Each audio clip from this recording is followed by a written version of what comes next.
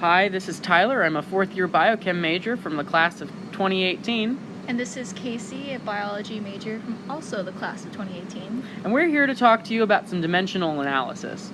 So the problem reads as follows.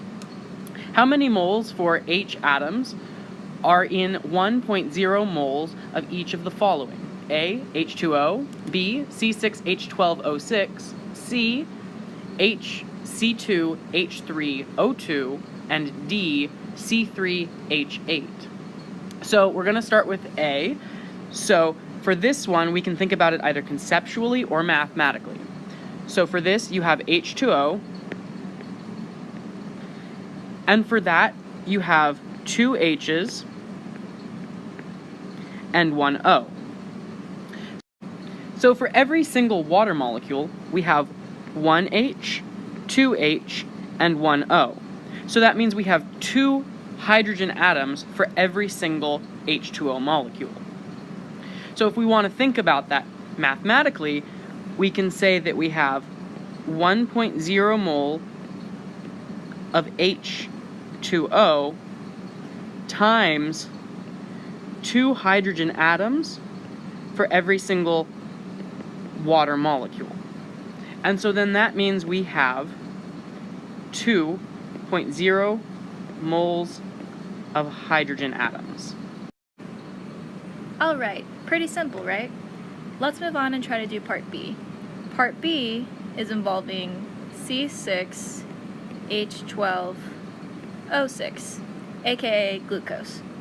So, going based on what we learned in part A, if we know that for every glucose molecules there are 6 carbon, 12 hydrogen, and 6 oxygen, we can use the math that we learned in part A to know that for every 1 mole of glucose,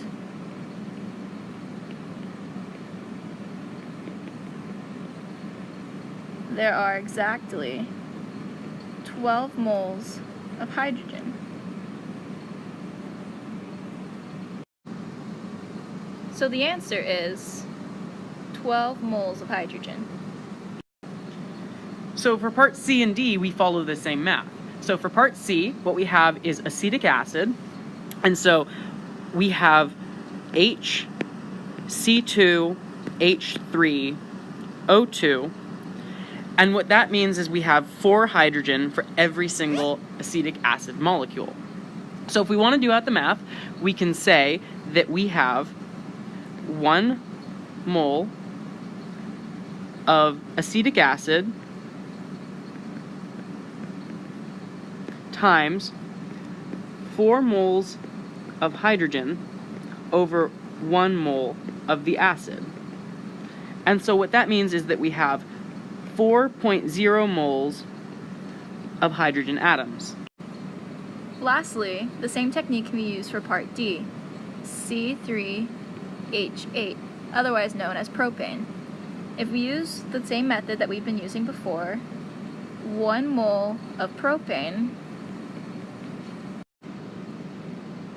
times 8 moles of hydrogen for every 1 mole of propane is equal to 8 moles of hydrogen.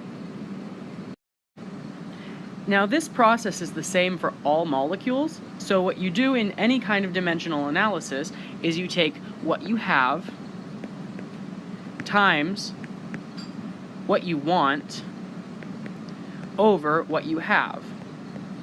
And that will tell you how much of what you want is in any given molecule or in any given unit. If you want some more practice with this technique, try repeating the last question and trying to find how many moles of carbon there are in every molecule instead of hydrogen. We hope you've enjoyed this talk on dimensional analysis. Thank you and goodbye.